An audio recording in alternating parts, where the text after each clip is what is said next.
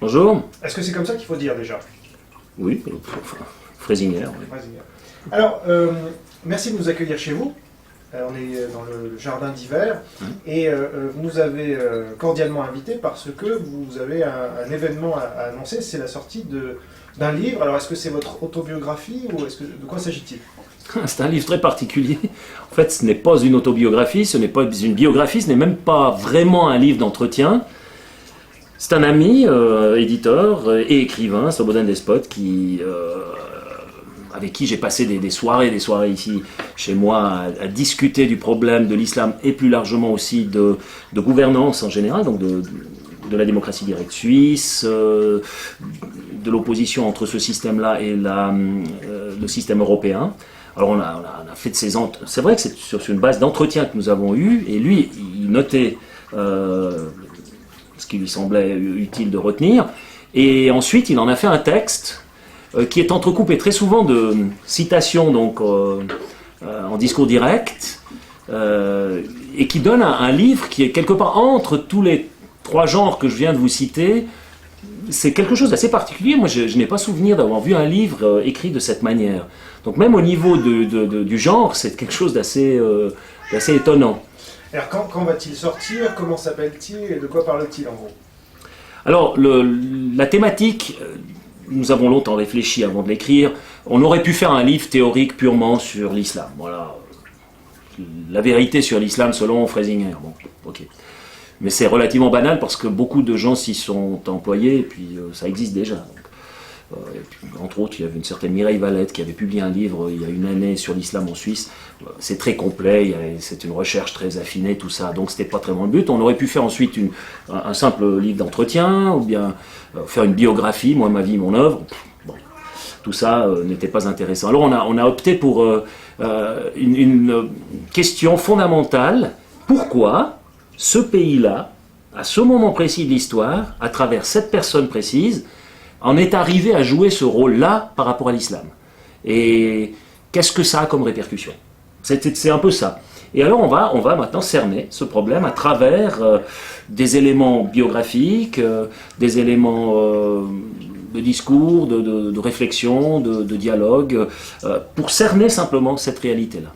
Alors, est-ce que vous pouvez nous en révéler le titre un peu en exclusivité? Évidemment, c'est un titre accrocheur. Oscar et les minarets, bien sûr, puisque j'avais été un peu le visage le plus en vue lors de cette fameuse campagne, et j'étais membre évidemment du comité d'initiative qui avait lancé cette initiative. Et j'avais eu une certaine répercussion internationale aussi par Al Jazeera, la télévision française, canadienne, Voice of America, BBC Land, ils sont tous venus, quoi. Et je crois que dans le sous-titre, vous faites référence à la France, alors. Oui, alors, c'était de dire... ce n'est plus la France qui a le monopole du dernier village gaulois, d'Astérix et d'Obélix qui résistent à l'envahisseur, c'est la Suisse. Ce sont les Helvètes, qui sont d'ailleurs des Celtes, donc ça ne pose pas trop de problèmes à ce niveau-là. Donc nous avons pris un peu la place des Français dans ce rôle de Gaulois qui finalement... Et c'est ce qui les rend si sympathiques dans Astérix et Obélix, préfèrent prendre leur destin en main plutôt que de se le faire dicter par la lointaine Rome, quoi. Et alors justement, comment vous expliquez qu'en France, il n'y ait pas de polémique autour des minarets? Je prendrai un seul exemple, à Poitiers, qui est quand même une ville assez symbolique quand on parle d'islam, il y a 2 minarets sur une mosquée qui sont en construction, personne n'en parle. Je pense que l'évolution en France est bien plus avancée qu'en Suisse. Donc l'islam...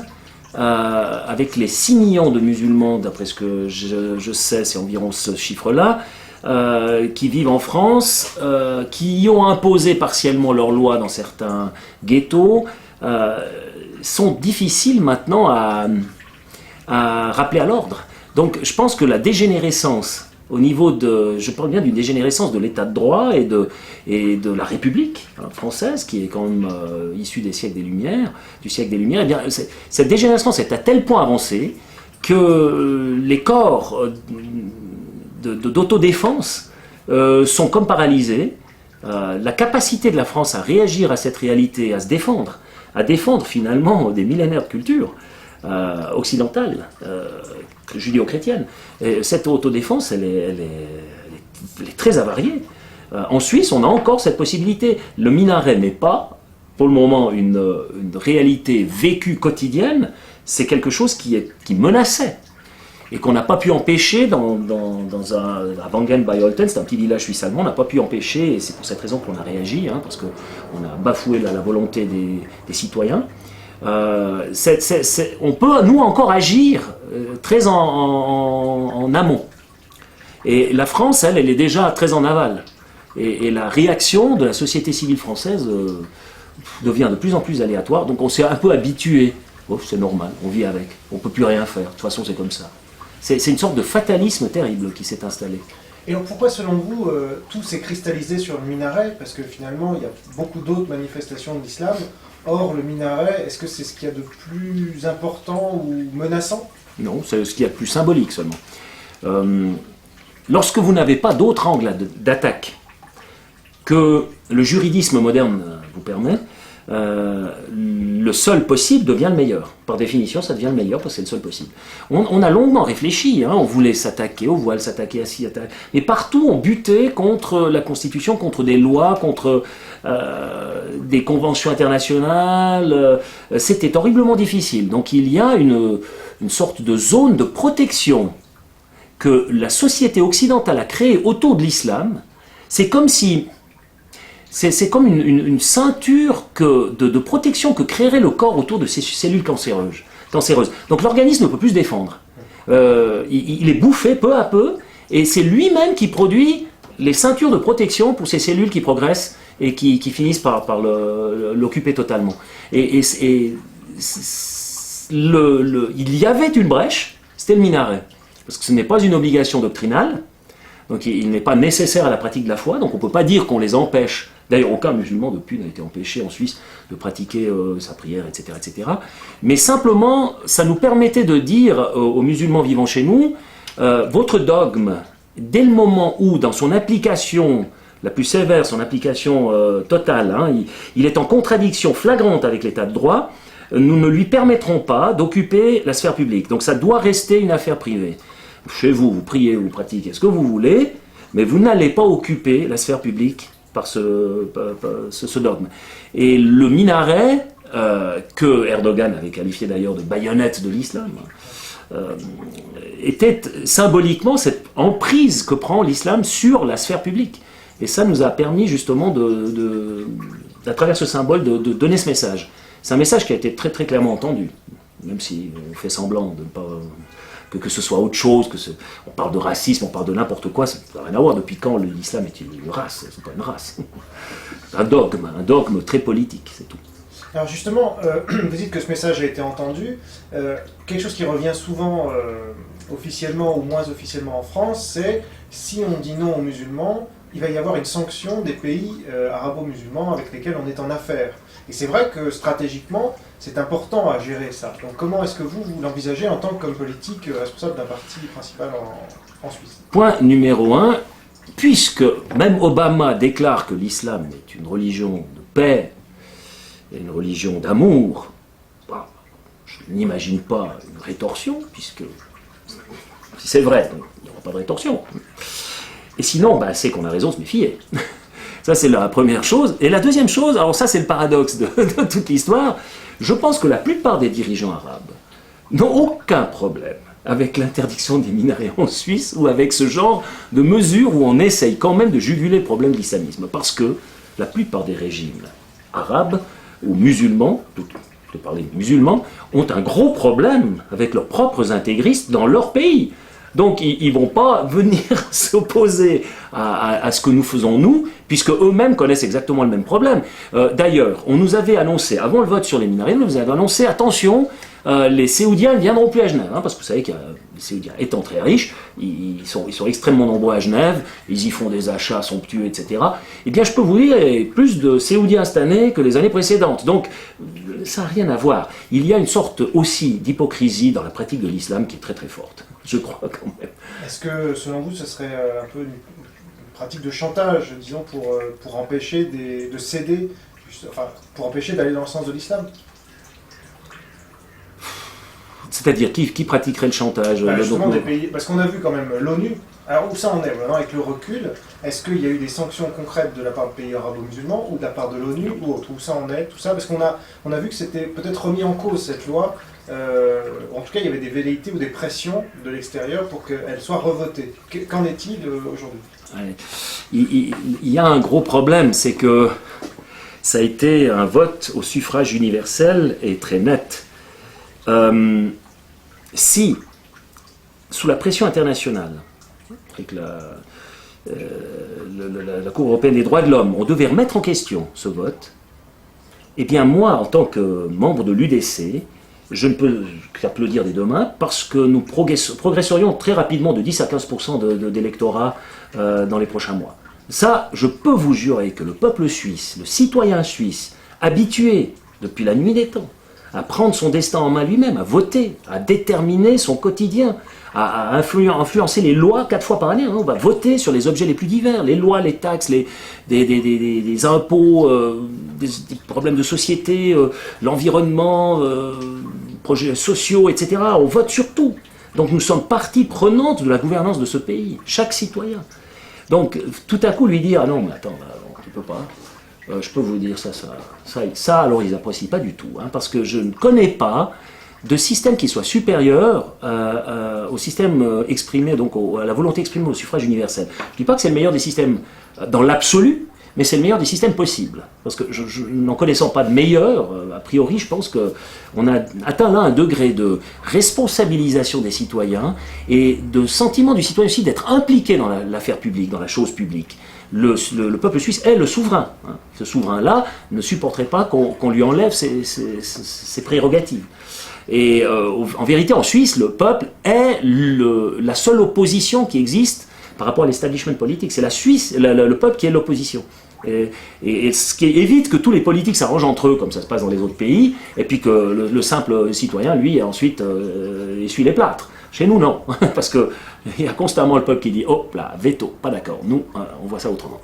Et ça, c'est quand même admirable. Je pense que c'est honnêtement un modèle du futur, un modèle exportable. Autant il est ancré dans l'histoire, et il a fallu une longue gestation pour y arriver, c'est une conglomération de savants équilibres, autant c'est quelque chose qui serait, à mes yeux, exportable, pourrait être un modèle, un exemple, un modèle exportable aussi pour l'Union européenne et qui pourrait permettre à l'Union européenne de mieux fonctionner que ce qu'elle le fait actuellement.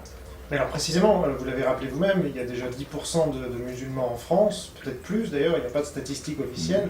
Est-ce que vous ne craignez pas que si on commence à exporter la démocratie directe en France, les musulmans s'en servent justement pour faire passer leur loi sur la charia par exemple? Mais ils ne sont pas assez nombreux. Ce danger risque d'arriver dès le moment où ils sont passés 50%, ou donc, dès le moment où ils ont atteint la masse critique, ce serait autour des 30% avec une frange ultra radicale. Il pourrait faire plier l'état de droit. Ouais, on le voit au Liban, par exemple, le Hezbollah a des possibilités franchement de quand même faire fléchir l'état central. Mais pour le moment, nous n'y sommes pas. Donc ce système-là, il faudrait l'introduire rapidement. Si on n'y arrive pas, honnêtement, dès le moment où l'islam a passé les 50%, quel que soit votre système politique, c'est fini, c'est terminé. Que ce soit démocratique, pas démocratique, totalitaire ou autre, dès le moment où ils ont passé 50%, c'est fini. Alors, vu de France, Oscar Freisinger, c'est un peu un ovni. C'est-à-dire que, bon, déjà, vous êtes inclassable en vous-même, mais vu de France, on n'a personne qui puisse correspondre à ce que vous êtes, puisqu'on a aujourd'hui des modèles qui sont soit Jean-Marie Le Pen, mais qui est classé à l'extrême droite, soit l'UMP, le PS, etc., qui eux sont classés justement dans le système. Or vous êtes à la fois hors système et anti-islam, ou en tout cas, enfin, vous définissez mieux vous-même. Comment vous expliquez qu'en France, on n'ait pas de personnalité comme vous? C'est dû à une certaine bipolarité de la politique en France malgré tout. Bon, le Front National a un problème, c'est qu'ils sont très ambigus en ce qui concerne l'islam. Hein. Moi, je soupçonne Jean-Marie Le Pen quand même d'être plus antisémite que ce qu'il est islamophobe, si j'utilise ces deux termes. Hein. Donc, il y a un jeu qui n'est pas net. Donc dès que c'est pas net, vous n'arrivez pas à drainer les foules. Et là, il a un message qui est... Il a beau dire qu'il est là pour défendre la nation française, ce qui est tout à fait respectable, hein, défendre la nation, défendre les racines, la culture, l'identité. Moi aussi, j'estime qu'une identité, c'est quelque chose d'important pour un être humain face à un autre être humain. Donc c'est deux identités dans leurs différences qui s'enrichissent mutuellement, mais il ne faut pas renier son identité pour avoir un contact avec quelqu'un d'autre. Or lui là, il joue un jeu trouble. Donc il ne peut pas servir d'identificateur à ce niveau-là. De Villiers a disparu des écrans télé, parce que je pense qu'il s'est plus ou moins laissé acheter. Bon, enfin bref. Et ensuite, bon, vous avez les deux gros blocs. Alors les uns sont politiquement hyper corrects, c'est les socialistes, et puis en plus, ils ont un point commun avec l'islam qui est très clair, c'est le collectivisme. C'est quelque part une idée totalitaire, c'est-à-dire le collectif est tout, l'individu n'est quelque chose qu'en fonction de son utilité pour le collectif. Et ça, alors chez les deux, les uns c'est avec Dieu, les autres sans Dieu. Au fond, on peut s'arranger, et ils ont en commun alors leur internationalisme. C'est d'ailleurs ce que les socialistes n'ont jamais pardonné aux juifs. Les juifs se sont ancrés en Israël. Ils ont créé un territoire. Avec... Le juif fort, ils n'aiment pas. Ils aiment le juif faible, le juif errant, le juif... tout ce qu'on veut. Mais pas le juif qui s'ancre dans un territoire avec une armée, des institutions, une démocratie, etc. Sédentaire. Ils ne veulent pas puisqu'ils veulent l'international, ils veulent le nomade, le citoyen du monde. Alors là, l'islam, oui, lui, il correspond à ce critère. Pas le juif maintenant, disons dans sa particularité israélienne. Donc ça, ils ne l'ont jamais pardonné aux juifs. Ils essayent toujours de distinguer antisémitisme et antisionisme. Il y a toujours cet exercice de style. Parce que, justement, ils n'ont pas pardonné ça, cet ancrage, cette sédentarité, alors que, justement, ils veulent rendre les gens nomades, ce qu'était, avant l'État d'Israël, ce qu'était la religion juive. D'où cette relation très ambiguë qu'ils ont. Ça, c'est pour les socialistes. Et puis l'UMP, eux... c'est business avant tout. Alors business, il faut utiliser les gens pour les jeter, les payer le moins possible. Il y a là quand même aussi une hypocrisie par rapport aux citoyens. Tout ce qui fait faire du fric est bon. Et puis de temps en temps, ils sont obligés de durcir parce que sinon il y a Le Pen qui pointe du nez et qui augmente ses pourcentages. Alors, de temps en temps, il donne des garanties. Là, il vient de le faire avec les Roms. C'est un exercice de style, ça. Quelques milliers de Roms. Ok, bon. Il a fait quelque chose, mais le problème est beaucoup plus vaste. Mais il n'ira jamais au-delà d'épiphénomènes peu risqués. Les Roms n'ayant pas un gros lobby, bon, c'est une victime assez sympathique à utiliser. Et puis ça détourne un peu l'attention d'ailleurs de l'affaire Bettencourt, donc ça l'arrange au passage. Donc voilà. Mais déjà, il est traité de nazi. Et déjà, oui, non, mais rien qu'avec ça, déjà, l'opprobre lui tombe dessus. Donc, mais il sait qu'au niveau des couches profondes de l'électorat français, là, il marque des points malgré tout. Malgré tout, moi ça je connais. En Suisse c'est la même chose, on a tout l'establishment qui nous vole dans les plumes. J'ai vu ça avec la votation sur les minarets, ça a été jusqu'aux interdictions de nos affiches. Mais alors dans la population, dans la large acceptation des gens, alors là on gagnait. On a marqué des points, on a gagné à 57%, tout seul, même pas. C'était même pas un parti qui avait organisé la chose, on était 4 ou 5 bonhommes à avoir mis ça en place. Et puis ensuite, bien sûr, l'UDC s'est prononcé pour, mais c'est pas une initiative qui est issue de la volonté du parti. Le parti n'a fait que soutenir ultérieurement. Alors, une autre originalité de votre positionnement politique qu'on ne connaît pas en France, c'est que vous renvoyez dos à dos, finalement, le mondialisme et l'islamisme, voire l'islam.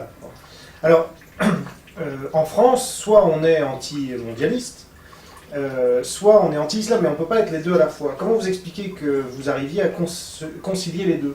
Parce que l'islam est utilisé. Les musulmans jouent leur partition. Elle est connue. Les dirigeants arabes des années 70, de Bourguiba en passant par il y avait le ministre libanais, etc. Il y en avait quelques-uns qui ont très clairement annoncé le programme. D'ailleurs, on a connu dans l'histoire des politiques qui l'ont fait. Mein Kampf annonce le programme. On ne peut pas dire que dans le communisme, le programme n'ait pas été annoncé. C'était écrit. Il suffit de savoir lire, et puis on voit à quelle sauce on sera mangé. Ici aussi, l'islam ne s'est pas vraiment caché de sa stratégie. C'est une stratégie qui est appliquée, qui est imposée par le djihad, par la volonté, si on veut, de réislamiser le monde, parce que selon leur thèse, il avait été une fois islamique et il doit le redevenir. Bon, d'accord. Ok, c'est leur vision du monde, ils font ce qu'il faut pour, on est là dans un jeu de pouvoir, on n'est pas là parmi les enfants de cœur à se caresser dans le sens du poil, donc ils jouent leur partition, et moi si j'étais musulman, je ferais comme eux. J'essaierais d'éviter qu'il y ait des attentats sur le sol européen, et puis je ferais avancer, surtout au niveau de la démographie, et puis ensuite de la création de sociétés parallèles, j'occupe le territoire de plus en plus, jusqu'au point de non-retour. Ils font juste. On ne peut pas leur en vouloir. C'est leur doctrine, c'est leur manière de vivre. Et c'est leur volonté et leur but. Mais ce que je ne peux pas comprendre, ou ce que j'ai longtemps pas compris, c'est qu'il puisse y avoir autant de complaisance en face, de se laisser bouffer. Qu'est-ce qui fait la faiblesse du système d'en face qui tolère cela? Alors là, il y a deux issues possibles. Soit il y aura une réaction à un certain moment, parce que les gens, en ayant ras-le-bol et se sentant pris à la gorge, se soulèvent, et alors ça sera sanglant. Non, on sera dans une sorte de guerre civile, et alors là ça va faire des dégâts. Ça va être pas beau à voir. Je regrette si ça devait arriver là. Soit Philippe Muret dans son bouquin Cher djihadiste a raison quand il dit Cher djihadiste, vous ne pourrez jamais gagner contre nous parce que nous sommes beaucoup plus morts que vous. Et donc, au fond, ce qu'il veut dire, c'est que nous sommes à tel point pervertis comme société que notre perversion finira par polluer immanquablement même l'islam, et ces pauvres musulmans finiront par sombrer comme nous. Bon, à ce moment-là, évidemment, on va noyer l'islam dans notre vide, il se dissout là-dedans. Bon, mais peut-être, je ne sais pas, on peut l'imaginer, enfin c'est lui qui le dit. Ou bien alors, c'est plus pernicieux que cela, c'est que c'est voulu. On utilise l'islam. Et on utilise l'islam parce que le dogme mondialiste, globalisateur, est plus fort que tout le reste. Tout est bon, n'importe quel moyen est bon. S'il faut s'allier au diable, on le fait, pour arriver à détruire l'identité, les frontières, les autodéfenses, si on veut, les systèmes immunitaires des États-nations, pour créer une sorte de magma global. Et ensuite, l'idée avec chapeauter ça par quelques personnes qui détiendraient un pouvoir démesuré. J'ai bien peur que les apprentis sorciers un jour se réveillent et seront eux-mêmes victimes de leur jeu, parce que on peut jouer avec des gens avec qui on peut, avec des gens qu'on peut acheter, des gens qui ont envie de vivre, mais des gens qui sont prêts à se faire sauter pour leur idéologie. On ne peut pas négocier avec. Je pense qu'il y a des grandes fortunes, des grandes banques américaines, qui ont d'ailleurs sauvé Hitler en 1934-36. Dans ces années-là, il était proche de la banqueroute. Ils l'ont financé, croyant pouvoir le contrôler. Ah ben, ils en ont été pour leurs frais.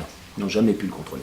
Donc on ne contrôle pas ce genre de pensée totalitaire. C'est pas des gens qui le font pour un intérêt financier, ils ne sont pas cupides, ils sont, en ce sens Robespierre et Hitler sont beaucoup plus dangereux que Danton ou des gens qui s'installent dans le pouvoir, donc des gens qui sont quelque part,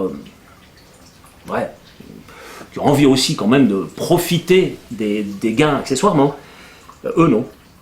Et donc vous ne croyez pas à la thèse qui veut que, en fait comme vous le rappeliez, le libéralisme va ouvrir l'islam, va même le réformer. Est-ce que vous croyez à une réforme de l'islam? Je prendrai juste deux exemples, la Tunisie, le Liban, qui sont deux plateformes commerciales beaucoup plus que n'importe quel autre pays arabe, et qui sont un peu plus tolérants. Vous citiez Bourguiba, il était quand même malgré tout un peu plus tolérant que d'autres leaders musulmans.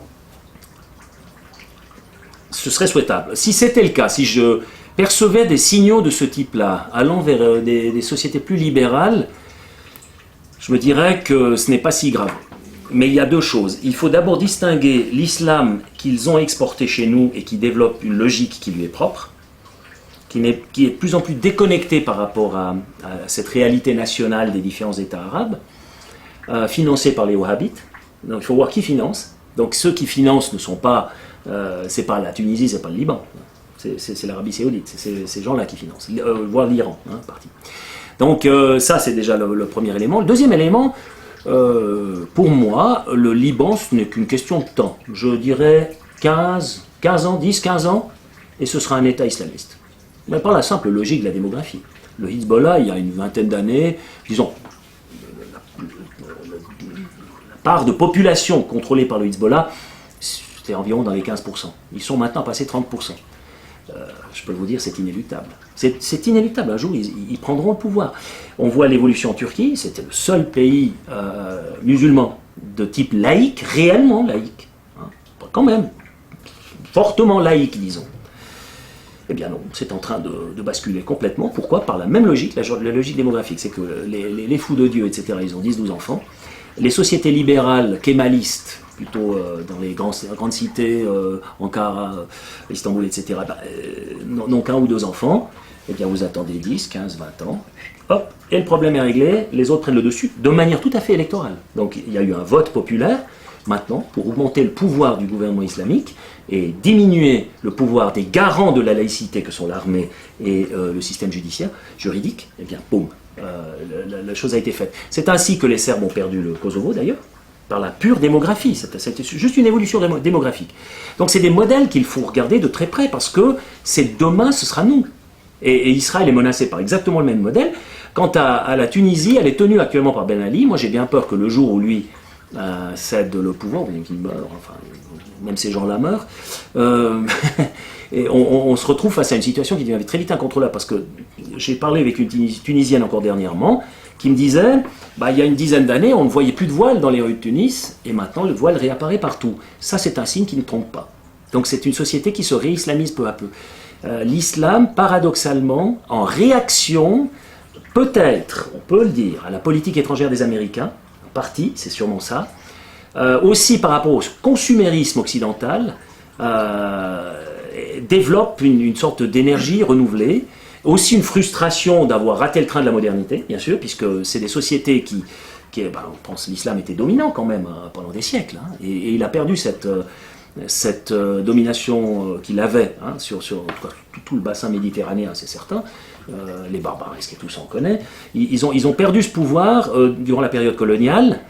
Il y a une frustration terrible qui les habite, et évidemment cette doctrine-là, qui est une doctrine guerrière, une doctrine conquérante, c'est un excellent moyen pour ressouder, si on veut, les liens, pour se donner un but, pour se donner l'impression de résister, d'avancer. C'est aussi un terrible ferment d'identité dans les banlieues françaises. Hein. Donc les imams modérés ne parviennent pas à proposer une identité de remplacement à l'identité française que ces gens-là conspuent. Donc on va vers ces extrémistes qui, eux, proposent une identité forte. Mais ça veut dire qu'il y a toute une politique d'intégration en France qui a échoué lamentablement.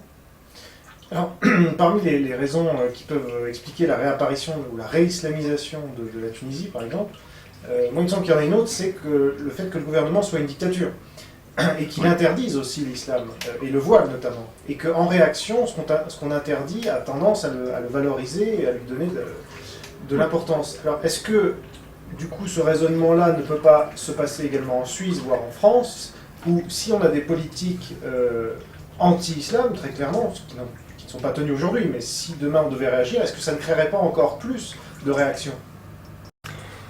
Vous avez tout à fait raison pour ce qui concerne les pays arabes. Donc c'est vrai que c'est la perversion, la corruption qui règne dans ces gouvernements qui ont permis l'émergence de mouvements islamistes. Prenons le Hamas, je crois que s'il existe, c'est uniquement en raison de la formidable corruption qui mine le Fatah.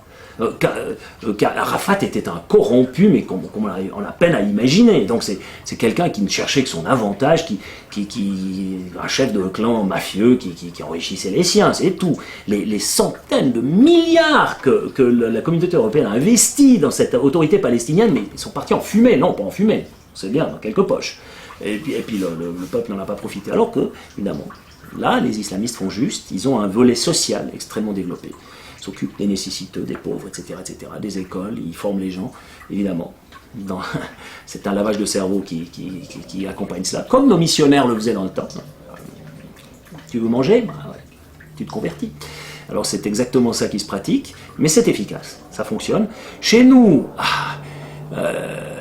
c'est quand même difficile, parce que si nous tolérons la remise en question de nos lois, parce que c'est les exigences, donc dans le droit pénal, droit des femmes, des homosexuels, droit des enfants, on peut faire le relevé. Il y a des zones de clash très claires entre la société libérale, ou disons les lois de type occidental, et le dogme islamique, qui est un dogme extrêmement juridique. Si nous permettons à notre loi d'être peu à peu concurrencée, donc une loi parallèle, à s'établir, le problème c'est que nous créons une situation de territoire occupé dans l'Union européenne.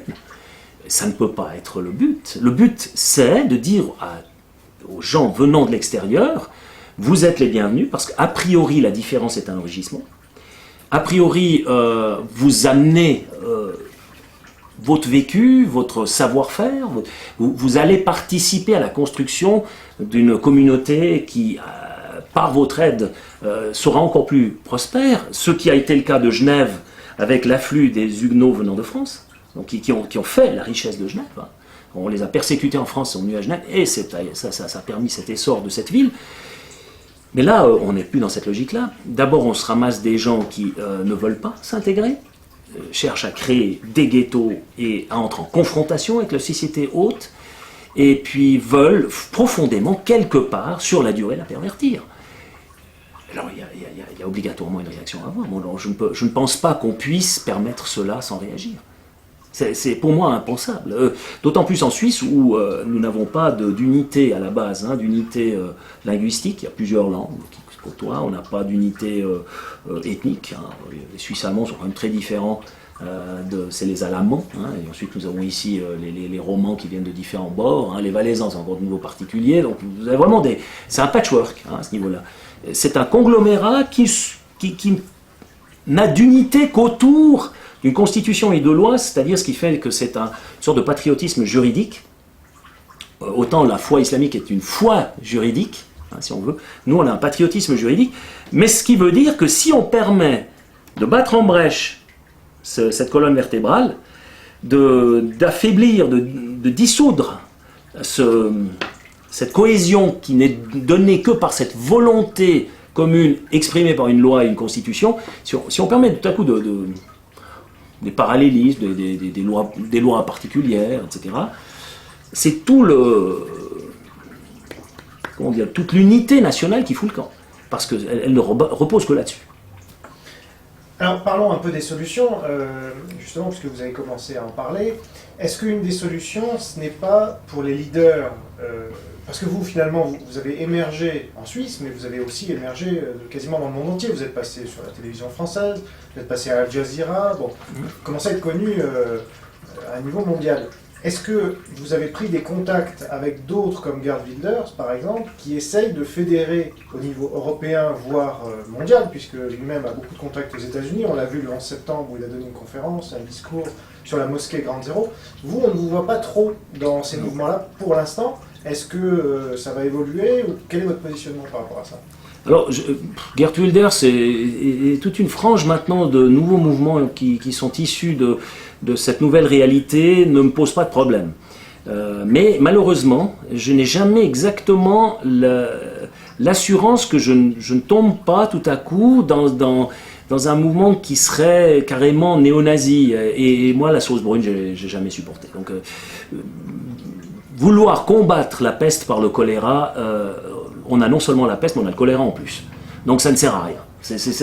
Pour moi, c'est irrecevable. Donc, c'est pour cette raison que je préfère me dire, écoutez, nous, on est un pays souverain, on peut encore déterminer nos règlements, nos lois, notre fonctionnement interne. Ça, c'est un territoire, disons, à mesure humaine, dans lequel on peut agir de manière assez déterminée, concrète et rapide. Donc je préfère choisir ce terrain d'action parce que c'est un terrain d'action que je connais bien en plus. Hein. Je connais. Hein. Et je sais où je peux agir, c'est comment, j'ai mes réseaux, j'ai des possibilités d'action. On est en plus un parti, on est le plus grand parti de Suisse, nous sommes très forts, déjà du point de vue électoral, et nous grandissons encore. Nous avons donc un impact certain que nous pouvons prendre, même si tous les autres réunis sont plus forts que nous. Mais on est quand même le plus fort des partis et sont obligés d'en prendre compte, parce que s'ils n'en prennent pas compte, électoralement un jour, on aura passé la majorité absolue. Et alors là, c'est nous qui prenons le pouvoir. Donc ça, ils veulent l'éviter, ils sont obligés de prendre en compte nos doléances, nos exigences. Donc je préfère agir dans ce milieu-là. Je pense que le combat européen ne sera possible, dans l'Union européenne ne sera possible que lorsque l'Union européenne aura volé en éclats. Tant que ce système-là sera en place, on paralyse les mécanismes d'immunité, d'autodéfense des communautés que sont les nations. Et c'est voulu, c'est tout à fait voulu ça, pour créer cet internationalisme factice. Moi je pense que de toute manière la prochaine crise elle verra la fin de l'Union Européenne. Et elle va venir, la prochaine crise financière est quasiment programmée. Du point de vue structurel, rien n'a été modifié depuis la dernière. On a essayé de boucher des trous, mais c'est un peu goutte d'eau sur une pierre chaude. Donc j'ai l'impression que ça va assez rapidement de nouveau se représenter. Et là, je ne sais pas combien de temps l'Union Européenne pourra tenir. Et je souhaite vraiment de tout mon cœur que ce système vole en éclats. À ce moment-là, les États-nations reprendront l'initiative, reprendront leur destin en main et pourront de nouveau agir dans le cadre de frontières à mesure humaine. De frontières où, comme pour la Suisse, hein, qui est un petit pays, mais même la France, hein, ça reste encore un pays dans lequel on peut arriver à créer un débat public, un consensus national, prendre des mesures, mais il faut absolument que ces différents pays qui connaissent des réalités très différentes, hein, reprennent leur destin en main. Tant qu'on a ce pouvoir centralisé qui détermine le 80-85% des lois des États-nations par-dessus la tête des citoyens, sans qu'il y ait de réelle démocratie, comment voulez-vous vous défendre par rapport à cette évolution? Donc ça passera obligatoirement par cette étape-là. Sinon, je ne vois pas, sinon tout le système va pourrir. Et la Suisse se retrouvera dans une situation similaire à celle qu'elle a connue durant le Troisième Reich. Et c'est pour cette raison que je suis absolument contre le démantèlement de l'armée suisse qu'on essaye de nous imposer actuellement. Et justement, dans ce que vous dites, finalement, est-ce que c'est pas une position un peu de résignation en attendant que le système s'écroule de lui-même? Est-ce que vous ne pensez pas qu'il y a quand même une action à mener au niveau européen, voire au-delà, pour qu'il s'écroule? Bon, on voit que Geert Wilders a pris un essor, particulièrement à travers son action à l'intérieur de son pays par rapport à la problématique que connaît son pays. Et je pense qu'il faut des Geert Wilders ou des Freysinger un peu partout. Donc c'est ça, il faut démultiplier ces gens-là, en France, il faut un nouveau Charles Martel. Moi, je ne peux pas jouer ce rôle depuis la Suisse, donc il vous faut quelqu'un qui joue ce rôle, qui ose dire ce que je suis en train de vous dire. Sans haine, sans frustration particulière. Un constat parfaitement froid de la situation, puis ensuite on agit. Mais ça passera par ça. Ou alors, il y a aussi une autre possibilité. Mais je ne sais pas comment mettre en place là. Il faudrait une politique nataliste démesurée, c'est-à-dire pour arriver à ce que les familles n'aient plus en dessous de 5 enfants, quoi. Et alors si vous arrivez à induire un tel mouvement, l'islam a perdu le combat. Là vous gagnez. Parce que c'est simplement une question de déplacement démographique. Donc en dessous, on le sait, vous pouvez prendre l'histoire, vous pouvez étudier l'évolution de l'histoire. Dès le moment où une civilisation tombe en dessous de 2 enfants par famille, par couple, ben cette civilisation finit par disparaître. Et actuellement, on est en dessous de 2 enfants, donc je dirais, très chers concitoyens, l'horizontale est une position très agréable, veuillez pratiquer plus souvent le missionnaire et tout ira mieux. Mais vous, personnellement, est-ce que vous avez pris des contacts avec Geert Wilders, par exemple, qui, je précise, essaie de faire un mouvement plus européen? D'ailleurs, il a lancé l'information déjà qu'il va faire une alliance internationale européenne contre l'islam avec des points en France, en Angleterre et dans d'autres pays. Est-ce qu'il vous a contacté? Est-ce que vous l'avez contacté? Comment vous voyez les choses? Non, je n'ai pas eu de contact avec Geert Wilders. Il n'a pas cherché à me contacter. Je n'ai pas, de mon côté, cherché à le faire. Parce que tout simplement, je suis très occupé, je suis encore président du parti cantonal ici, j'ai mon boulot de parlementaire, j'enseigne encore à 65%, donc vous imaginez, nous sommes des miliciens de la politique, nous ne sommes pas des professionnels, j'écris, j'ai encore des livres à publier, donc c'est pas si évident. Ça c'est une des raisons. L'autre raison, je ne sais pas si ça pourrait être efficace. Il faut d'abord que chacun dans son fief, dans son pays, crée la structure de base qui soit suffisamment crédible pour qu'ensuite, en liant ces différentes structures, on puisse arriver à une efficacité. Mais le garde-fou, finalement, de la politique actuelle, dévastatrice, aussi dévastatrice qu'elle soit, c'est quand même l'Union européenne. Donc c'est ce politiquement correct décrété du haut, hein, qui étouffe dans l'œuf toute velléité de réagir d'une manière ou d'une autre. On voit la réaction de Barroso, la vierge effarouchée qui tense Sarkozy pour cette histoire de Rome. Moi, je dirais simplement à tous ceux qui critiquent actuellement Sarkozy, mais alors si vous êtes tellement tolérants et ouverts, mais alors, écoutez, les 2000 Roms, là, prenez-les vous, quoi. Pas de problème. Ça, moi, c'est ce qui m'a toujours énervé avec les socialistes, hein, leur conception du social. L'État, c'est les autres, c'est tout le monde doit payer pour, eux jamais.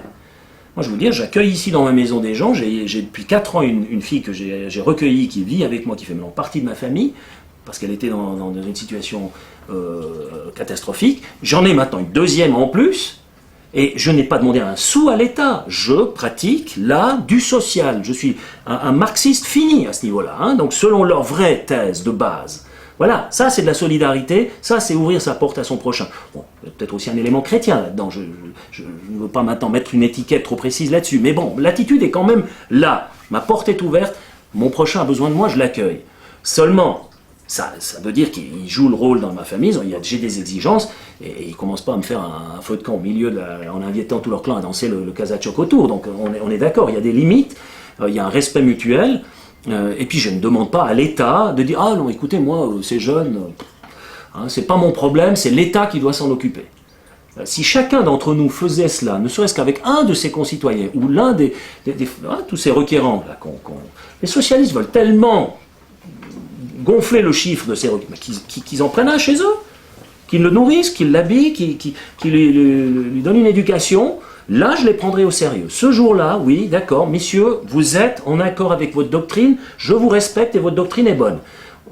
Quand je vois leur comportement, on se prend des sièges de conseil d'administration, de fondation et autres, on pense surtout à ces petites prébendes, à se placer, à être bien à l'aise, faire ces petites vacances à Ibiza ou je ne sais où. Nous n'avons plus de vrais socialistes chez nous, on a surtout de la gauche caviar. Et ça, je vous jure, c'est vraiment, mais ça fait mal aux yeux, hein, à voir. Au moins le banquier, lui, quand on le voit arriver, il a son programme inscrit sur sa silhouette et son visage. C'est en ordre. Il est au moins honnête par rapport au jeu qui est le sien. Mais ceux qui prétendent défendre la veuve et l'orphelin et qui jamais ne mettent la main à la poche pour payer leur personne, alors ça, j'en ai soupé de ces gens-là. Alors, pour revenir à la Suisse, quand même, on est aujourd'hui en Suisse, donc c'est important. On a du mal à comprendre en France, par exemple, comment est-ce qu'un petit pays comme la Suisse, ou comme la Norvège aussi, arrive à de si bonnes performances à la fois sociales et économiques, alors qu'on nous rebat les oreilles avec l'histoire de la taille critique et de l'Union européenne qui nous permet de jouer dans la mondialisation, justement pour contrebalancer à la fois la puissance américaine et les puissances émergentes, Inde, Chine, etc. Comment vous expliquez le succès de la Suisse et est-ce qu'il peut être dupliqué en France? Est-ce que la sortie de l'Union européenne, par exemple, ne nous affaiblirait pas plus que d'y rester? Non, parce que vous gagnez une énorme flexibilité.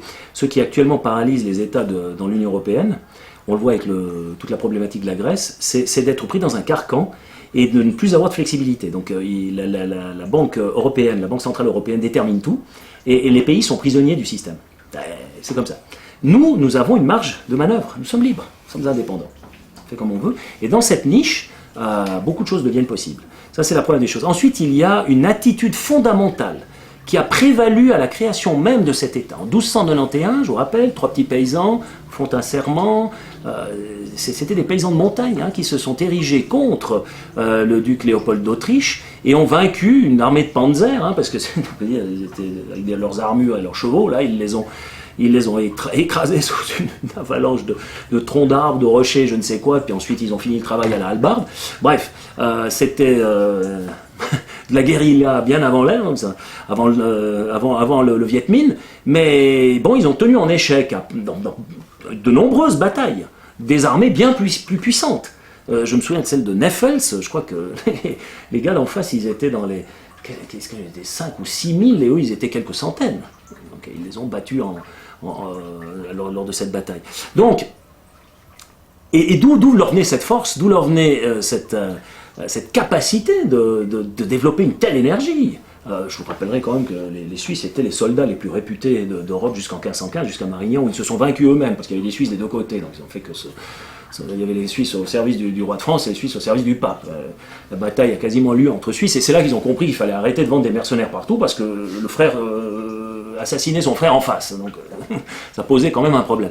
Mais évidemment, la Suisse était très pauvre. Les mercenaires qu'ils vendaient aux différents rois et potentats qui les entouraient faisaient rentrer des devises. Hein. C'était un marché lucratif qui s'est terminé en 1515. Mais enfin, il y avait à la base cette volonté de ne pas se laisser dicter ces lois qui déterminent le quotidien de chaque citoyen par l'extérieur. Donc on a très longtemps, jusqu'au traité de Westphalie en 1648, on a eu on était directement dépendant du Saint-Empire, donc, hein, mais au fond, ça voulait dire qu'on était plus ou moins indépendant. Et l'indépendance définitive de la Suisse a été proclamée, reconnue en 1648, en même temps que la Hollande d'ailleurs, donc, qui est sortie à ce moment-là aussi du Saint-Empire. Mais jusque-là, la Suisse avait réussi à se libérer en tous les cas du joug des Habsbourg, donc au moins du prince régional qui régnait sur leur destinée. Et ça veut dire qu'ils ont développé une structure de fonctionnement qui se rassemblait autour de ce qu'on appelle la Landsgemeinde. La Landsgemeinde en allemand, qui veut dire la réunion de tous les citoyens libres sur une place et avec prise de décision et vote à la main levée. Donc les dirigeants en haut menaient le débat, proposaient des lois, des changements, des règles, etc. Et les citoyens s'exprimaient à la main levée, pour ou contre.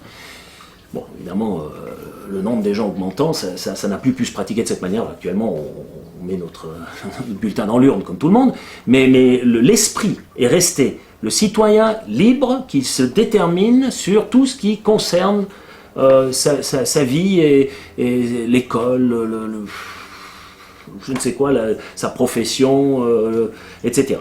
L'armée, enfin tout, quoi, tout.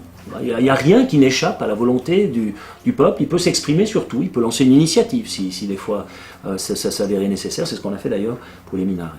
Donc ça vous donne, à travers les siècles, quasiment génétiquement, ça vous donne une attitude face à la vie qui est différente. Le Suisse moyen n'est pas quelqu'un qui attend que l'État l'aide. Nous abusons très très peu des assurances sociales. Se dire dépendant de l'État est encore une tare, c'est une honte. On essaye de l'éviter. En tous les cas, on se cache si c'est le cas. Parce que c'est pas bien vu. Voilà, c'est comme abuser. L'État est là pour aider à un certain temps, quand les gens sont dans le besoin, mais ensuite, le plus vite possible, le but consiste à retrouver son indépendance, à reprendre du poil de la bête et à déterminer soi-même son destin. Ce qui fait que les Suisses sont les seuls au monde qui, lors d'une votation populaire, votent une augmentation d'impôts. Il faut déjà imaginer ça. Alors, je vois mal les Français, si on leur demandait de voter sur leurs impôts, aller voter une augmentation. Eh bien, le Suisse est capable, s'il reconnaît que pour le bien commun, c'est nécessaire d'augmenter les impôts, d'augmenter une taxe, il le vote. Et il l'a fait pour la TVA, il l'a fait pour différents impôts. Ça lui est arrivé de le faire. Cela dit, les études sur la démocratie directe qui ont été faites, et notamment en Suisse, ont démontré que la démocratie directe avait tendance à faire baisser les impôts, globalement. Oui, mais il y a eu des votes d'augmentation d'impôts qui ont été acceptés, donc c'est sûr. Hein. Là, par exemple, la TVA, elle est montée de 5,6 à 6,7, donc ça a été voté par le peuple. Mais vous n'êtes pas pour les augmentations d'impôts? Non, je dis pas que je suis pour. Je dis juste, pour moi, c'est ça le nerf de la guerre, c'est toujours l'argent. Donc si des citoyens à la majorité qualifiée arrivent à se prononcer pour une augmentation d'impôts, ça montre un degré de maturité qui est quand même admirable. Parce que on ne va quand même pas donner plus d'argent à l'État. Ceci dit, moi je suis dans un parti qui évidemment trouve qu'on gonfle quand même un peu trop la bureaucratie étatique, ça c'est sûr. Mais ce qui fait que, avec une telle attitude, donc une attitude de responsabilité, de dynamique qui sort de ma propre volonté, je forge mon destin. Le Suisse moyen est un homo faber. On a une multitude de PME qui ont été créées. Les petites et moyennes entreprises, c'est le nerf de la guerre de la Suisse, c'est le 98% de notre tissu économique. Se joint évidemment à cela le créneau qu'on a pu ensuite occuper, c'est vrai, c'est le créneau des banques, que tout le monde nous jalouse et tout le monde attaque actuellement, où nous gérons quand même environ le tiers de la fortune privée mondiale. Donc ça, c'est clair que ça rajoute, mais ce n'est pas que ça. Nous n'avons pas, par exemple, nous, la semaine des 35 heures. Ici, c'est 42. Hein, donc, La évidemment. retraite Et la retraite est à 65 ans. Donc il y a des cas particuliers à 62, mais bon, enfin, puis on peut prendre la pré-retraite avec des arrangements, mais la limite officielle c'est 65. Le Suisse ne rechigne pas à travailler. Il est dur à la tâche, volontaire, responsable, et nous avons la paix sociale. Donc nous avons trouvé un moyen d'impliquer toutes les forces politiques dans le gouvernement, ce qui fait que nous n'avons pas ces phénomènes de grève incessants que vous avez en France. Nous, non.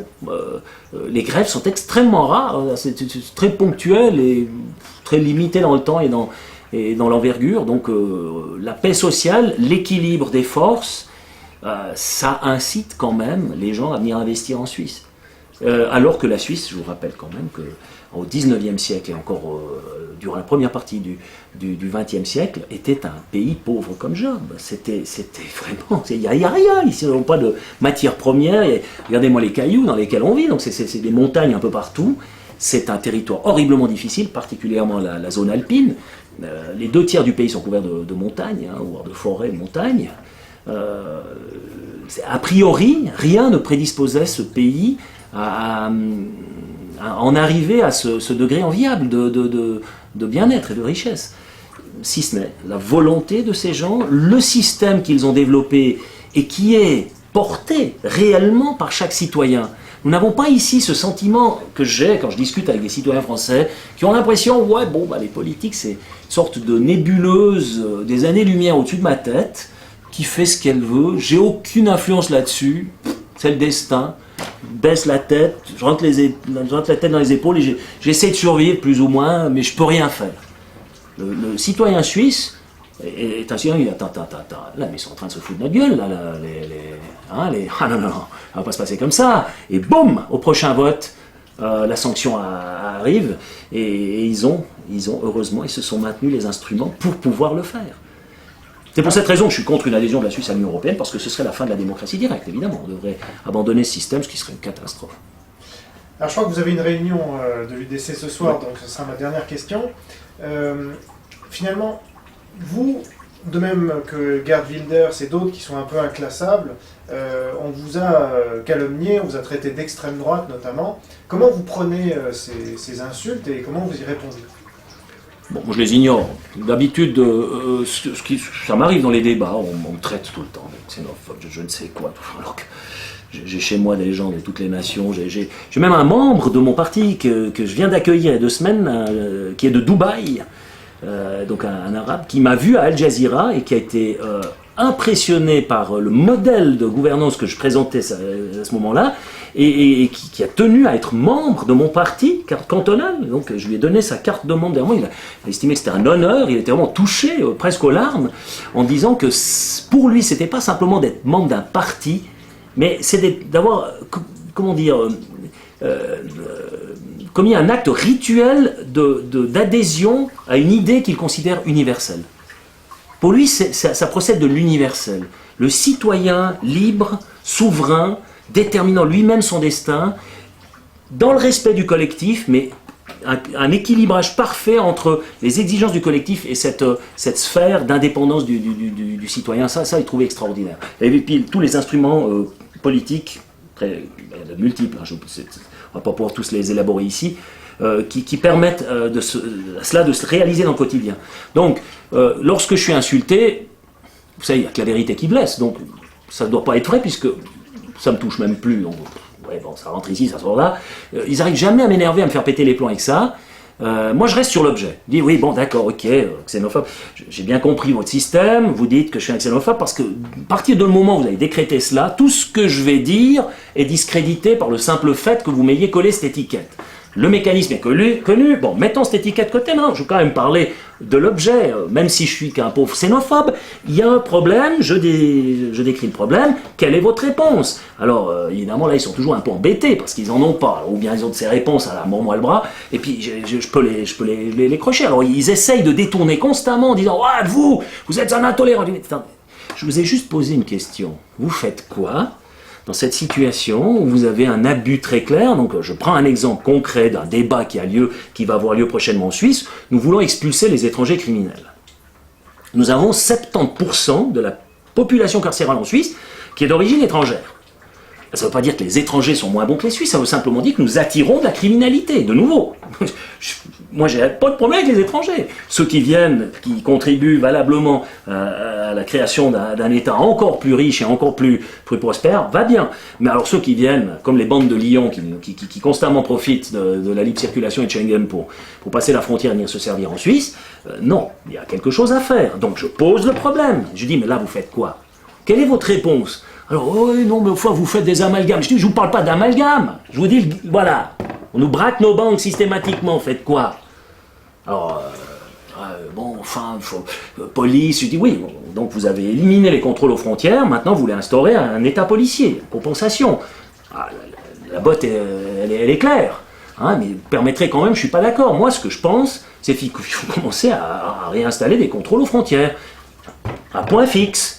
Et puis on contrôle ce qui rentre et ce qui sort. Puis à ce moment-là, on verra très rapidement le pourcentage de ce genre de cambriolage et de braquage diminuer. Voilà ma recette.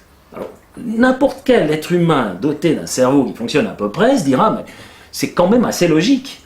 Parce que si vous laissez entrer les braqueurs comme ils le veulent, bah, ils vont se servir. Et puis ils repartent. D'ailleurs, on n'arrive même pas à les crocher à la sortie, tellement on ne contrôle plus. Dans le temps, on avait quand même des contrôles. Je ne dis pas qu'on crochera le 100%, mais si on arrive déjà à diminuer à 60-70% ce genre de phénomène, bon, on a gagné déjà pas mal. Là, actuellement, le peuple commence à en avoir ras-le-bol. Moi, je peux vous dire, ici, au canton du Valais, voire Genève-Vaud, nous aurons, je pense, une part d'électorat nettement supérieure aux prochaines élections, parce que les gens ont tout simplement ras-le-bol de ce phénomène. Merci beaucoup, Oscar Président. C'est rien.